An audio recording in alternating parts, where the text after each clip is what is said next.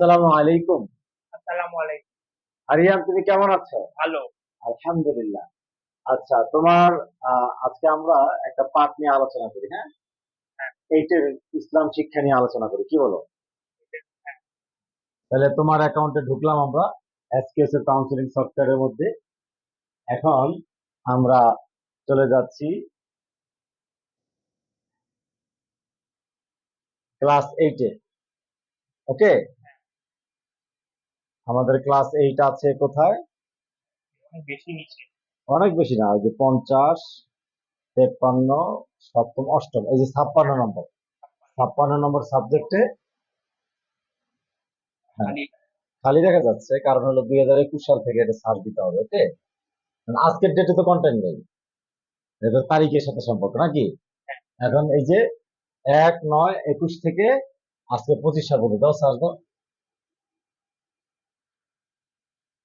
আচ্ছা, মানে তারপর হ্যাঁ, 2025 সালের সকল বই। ঠিক আছে। আমাদের হলো সাবজেক্ট ইসলাম শিক্ষা। হ্যাঁ, ইসলাম শিক্ষা বই এই করবে। যে, জি জি জি।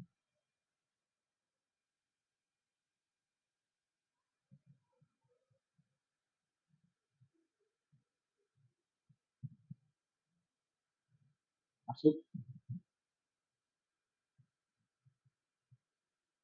তাহলে আমরা ইবাদত চ্যাপ্টার নিয়ে আলোচনা করি আজকে। হ্যাঁ, ইবাদত এবং জাকাত, সম্ভবত 26 পৃষ্ঠা। 20 থেকে 28 পৃষ্ঠা। হ্যাঁ, তাহলে 26 পৃষ্ঠা বের করো, আস্তে আস্তে বের করো।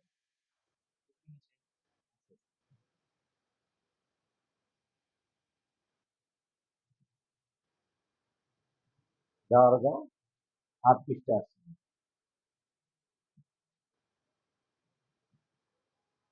দেখি আমরা লিখি। দেখা যায়।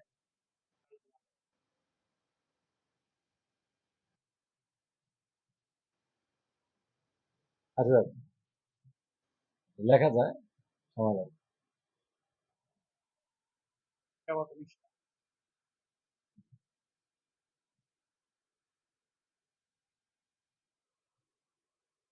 এটা কত পৃষ্ঠা? 26, এই যে পৃষ্ঠা দেখা যাচ্ছে 22। এটা 22। এটা পাইছি, আমরা পেয়ে ওকে গেছি। ওকে। তো এখন আমরা এটা পড়েছি, এটা পড়েছি। আমি আরেকবার পড়িয়ে দিচ্ছি। তো এবাদত অর্থ কি? ঠিক আছে, আমরা এবাদত কি কি হ্যাঁ, এবাদত অর্থ কি? এবাদত অর্থ হলো শব্দের অর্থ, শব্দের তো অর্থ। দাসত্ব করা, কি করা? দাসত্ব করা, আনুগত্য স্বীকার করা, এটা হলো ইবাদত। আমরা আল্লাহ তাআলার দাসত্ব স্বীকার করব, তিনি যা বলেছেন, তিনি যা নিষেধ করেছেন সেগুলো মানব।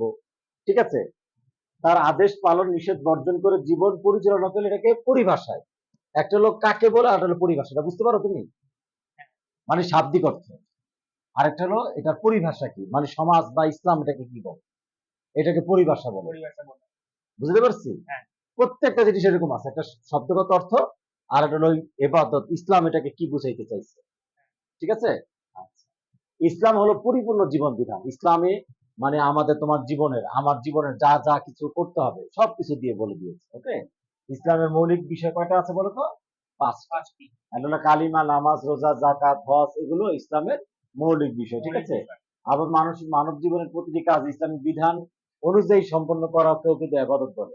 এবাদত আমাদের বলে। সবগুলো কাজ কিন্তু ওই একটা ডিভাইড দিতে হবে, ওইটা ডিভাইড, গ্লেস নয়, ওইটা ওইটা। তো এখন তো এখন তাহলে আমরা কি জানতে পারলাম? আমাদের জিন এবং মানুষকে, আমাদের তাকাও, আমাদের জিন মানে আমরা মানুষ, আর একটা জিন আছে। আর জিন এই জাতি। দুই জাতিকে আল্লাহ তাআলা তৈরি করেছে তার ইবাদতের জন্য। জিন জাতিকে আগে তৈরি করছে, তারপর মানুষ জাতিকে তৈরি করছে হ্যাঁ, আমাদের দুইজনকে কেন তৈরি করেছে? ইবাদতের জন্য। গুড। যেটা এখানে এখন আমরা আছে। যদি এবাদত যদি না করি, তাহলে কি হক আদায় হবে? আমরা কি সঠিক পথে পরিচালিত হবো, নাকি না। আল্লাহ আমাদের ধ্বংস করে দিবে? তো আল্লাহ তাআলার আমাদের জন্য যে সমস্ত ইবাদত গুলো রেখেছে, তার মধ্যে একটা গুরুত্বপূর্ণ ইবাদত কি বলতো? অন্যতম জাকাত। একটা জাকাত। গুরুত্বপূর্ণ, আজকে আমরা জাকাত নিয়ে আলোচনা করি। হ্যাঁ, তো এই জাকাত, জাকাতের আরবি শব্দ কি? জাকাতের আরবি শব্দ হলো বৃদ্ধি পাওয়া, পবিত্র হওয়া, পরিচ্ছন্নতা ইত্যাদি। ঠিক আছে। আচ্ছা, পরিভাষায় ধনীদের মানে ইসলামী পরিভাষা যেটা বোঝায় জাকাত, সেটা হলো যে ধনী ব্যক্তিদের নিসাব নির্ধারিত পরিমাণ সম্পদ থাকলে নির্দিষ্ট অংশ গরিব অভাবী লোকদের মধ্যে বিতরণ করে দেওয়া। জাকাত দেবে।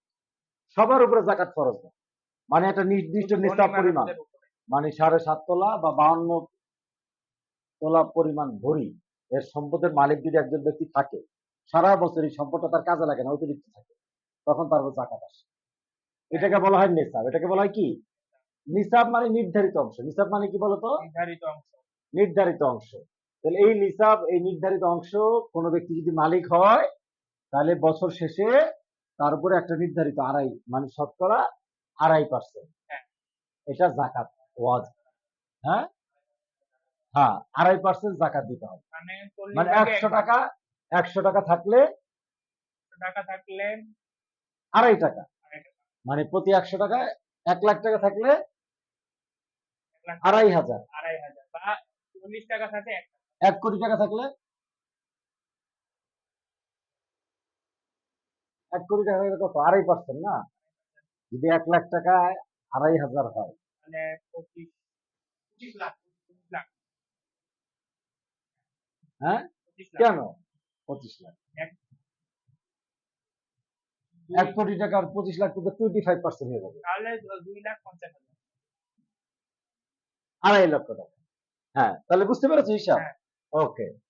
তাহলে জাকাত প্রদানের মাধ্যমে, মানে এক ব্যক্তির কাছে কোটি কোটি টাকার মালিক হবে, আরেকজন মানুষ গরিব থাকবে, এটা ইসলাম পছন্দ করে না। ইসলাম সবাই খাবে, তুমিও হ্যাঁ, খাবে, গরিব লোকও খাবে, এটা ইসলাম চায়। ওকে, তিনি চান সম্পদের কল্যাণের ব্যয় হোক, মানুষ, সামগ্রিক মানুষের উন্নতি হোক, এটা চায়। এই বিবেচনায় জাকাত অর্থ বৃদ্ধি, জাকাত প্রদানের দাতার অন্তর কৃপণতার কলুষ থেকে পবিত্র হয়। কলুষ মানে অন্তরের খারাপি থেকে হ্যাঁ। মানুষ পবিত্র হয়ে যায়। ঠিক আছে, বৃত্তশালীদের সম্পদের দরিদ্র অধিকার আছে, কাজে গরিবের নির্ধারিত অংশ দিয়ে দিলে অবশিষ্ট সম্পদ কি হয়ে যায়? পবিত্র হয়ে যায়। পবিত্র হয়ে যায়। যেমন মনে করো আমার গলার মধ্যে কাঁটা ঢুকেছে, মানে কাটার কারণে আমি এখন খুব পেরেশান, খুব কষ্ট পাচ্ছি, মানে কাঁটাটা ফেলে দিলে আমি শান্তি, হ্যাঁ, আমার শান্তি না? তা এখন তোমার যে সম্পদ আছে বা আমার যে সম্পদ, আমি যদি জাকাত না দেই, ওটা কাটার মতো বিষ, আমার সবকিছু নষ্ট করে দিবে। আর যদি আমি দিয়ে দেই, সবকিছু পবিত্র। সবকিছু পবিত্র। বলো সুবহানাল্লাহ। বুঝছো? আল্লাহ তাআলা দেখো কোরআনে বলেছে ওয়াকিমুস সালাহ ওয়া আতুজ যাকাত। আল্লাহ কি বলেছেন? নামাজ কায়েম করো এবং জাকাত দাও। কে জাকাত বলেছেন? দাও আল্লাহ। আল্লাহ বলেছেন। ঠিক আছে। ওয়া অফি আমওয়ালিহিম হাক্কুল লিসাইলি ওয়াল মাহরুম। আল্লাহ তাআলা বলেছেন যারা দরিদ্র, মাহরুম, গরিব, তাদের কাছে হক রয়েছে বড় লোকদের, গরিবদের। হ্যাঁ, এটা তোমার আমার দয়া নয়, এটা আল্লাহ বলেছে সব সম্পদ আমার, তোমার কাছে আমি 1 লাখ টাকা দিছি, আর তুমি 2.500 টাকা আল্লাহর কাছে দিয়ে দাও, আমারে দিয়ে দাও হ্যাঁ। অন্যের মাধ্যমে। ঠিক আছে, এইটুকু সব আল্লাহ আমাকে দিচ্ছে। নাহলে যদি আমরা শুধু নিজেরা নিজেরা সব মালিক হয়ে যেতে পারতাম, তাহলে সবাই, কেউ গরিব থাকতে চায়? সবাই তো ধনী হতে চায়, সবাই কি পারে? দেখেন, পরে দেখো, আচ্ছা, শরীয়তের বিধান অনুযায়ী নামাজ আদায় করলে আদায়কারীর জন্য যেমন পুরস্কার আছে, নামাজ পড়লে সওয়াব আছে কিনা, এরকম জাকাত আদায় করলেও কি আছে? সওয়াব আছে। ঠিক আছে, আল্লাহ পবিত্র করতে জাকাত প্রদানের আখিরাতে অধিক পরিমাণ পুরস্কার দেওয়া হবে, যা মানুষ কল্পনাও করতে পারবে না। হাদিসে কইছে আল্লাহ তাআলা তার বান্দাকে বলেন, হে বনি আদম, আমার পথে খরচ করতে থাকো, আমি আমার অফুরন্ত ভান্ডার থেকে তোমাকে দিতে থাকবো। সুবহানাল্লাহ। তাহলে আল্লাহ কি বলেছেন বলো তো দেখি? যে তুমি খরচ করতে থাকো, আমি আমার ভান্ডার থেকে তোমাকে দিতে থাকবো। তাহলে জাকাত দিলে লাভ কি? বড়লোক হওয়া যায়। বড়। জাকাত দিলে আরো বড়লোক হওয়া যায়। হ্যাঁ, কে বলেছে? আল্লাহ। গুড। وقال الله إني معكم لئن أقمتم الصلاة وآتيتم الزكاة। জাকাত আদায়কারী সম্পর্কে আল্লাহ তাআলা বলেন, আর আল্লাহ বলেন আমি অবশ্যই তোমাদের সাথে আছি যদি তোমরা সালাত কায়েম করো এবং জাকাত দাও। জাকাত দাও। জাকাত দানকারী পুরস্কার কৃপণ ব্যক্তির দুঃসম সম্পর্কে অনেক হাদিস আছে। দানশীল ব্যক্তি আল্লাহর নিকটবর্তী, জান্নাতের নিকটবর্তী, আল্লাহর বান্দাদের নিকটবর্তী এবং জাহান্নাম থেকে দূরবর্তী। সুবহানাল্লাহ। জাকাত দান এক লাভ। অপরদিকে কৃপণ, আল্লাহ থেকে দূরে, আল্লাহর বান্দা থেকে দূরে এবং জাহান্নামের নিকটে। একজন জাহিল দানশীল একজন কৃপণ আবিদ অপেক্ষা আল্লাহর কাছে অনেক বেশি পছন্দের। মনে করেন একজন জাহিল দানশীল, খুব দান করে, মানে তার কোনো জ্ঞান নেই কিন্তু খুব দান করে, খুব দান করে। আর একজন আবিদ খুব আল্লাহর ইবাদত করে কিন্তু সে লোকটা কৃপণ। হ্যাঁ, তাহলে ইবাদত করে কিন্তু কি? কৃপণ। আরেকজন মূর্খ, ইবাদত করে না কিন্তু দান করে, দুজনের মধ্যে উত্তম কে? যে দান করে। দানের অনেক ফজিলত। ওকে, দান করতে হবে। কেউ যদি সম্পদ সম্পদ জমা রাখে, দরিদ্র বঞ্চিতের জন্য প্রাপ্য যথাযথভাবে আদায় না করে, তাহলে কিয়ামতের দিন তাকে কঠোর শাস্তি ভোগ করতে হবে। এই বলতে এই সময় কোরআন বলেছেন, যারা সোনা রূপা জমা করে রাখে এবং তা আল্লাহর পথে খরচ করে না, তাদেরকে কষ্টদায়ক শাস্তির সংবাদ দাও। সেদিন জাহান্নামের আগে তা উত্তপ্ত করা হবে, তোমার টাকা পয়সা স্বর্ণ মুদ্রা গরম করে তোমাকে পোড়ানো হবে যদি কেউ জাকাত না দেয়। ঠিক আছে, যা তোমাদের জন্য জমা করে রাখে রেখেছিল, সে এখন এটা স্বাদ গ্রহণ করে, কোরআনের মধ্যে আছে। আচ্ছা, তারপর না আর বড় করে না। বড় হয়ে গেছে, ওকে, থাক, বড় থাক। ঠিকই চলে গেছে। আচ্ছা, জাকাত ফরজ হওয়া সত্ত্বেও যারা তা আদায় করে না বা অস্বীকার করে, ঠিক আছে, তাদের ব্যাপারে ইসলামের বিধান হচ্ছে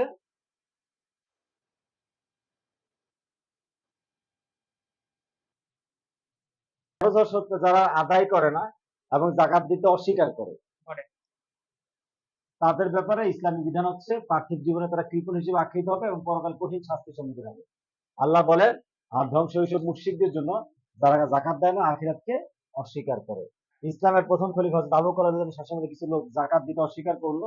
খলিফা তাদের ইসলাম থেকে বেরিয়ে যাওয়ার সমতুল্য মনে করলেন এবং তিনি ঘোষণা করলেন, মহানবী সাল্লাল্লাহু আলাইহি ওয়াসাল্লাম থেকে যারা জাকাত দিত তাদের মধ্যে যদি কেউ ছাগলের বাচ্চা দিতে অস্বীকার করে, আমি তাদের বিরুদ্ধে জিহাদ করব। হ্যাঁ, ইসলামের কোনো বিধানকে ছেড়ে দেওয়া যাবে না। বলে যে আমি সব মানি, তাহলে জাকাত দিলাম না, তাহলে কি? না, সব মানলেও জাকাতও মানতে হবে, সব মানতে হবে, কোনোটাকে অস্বীকার করা যাবে না।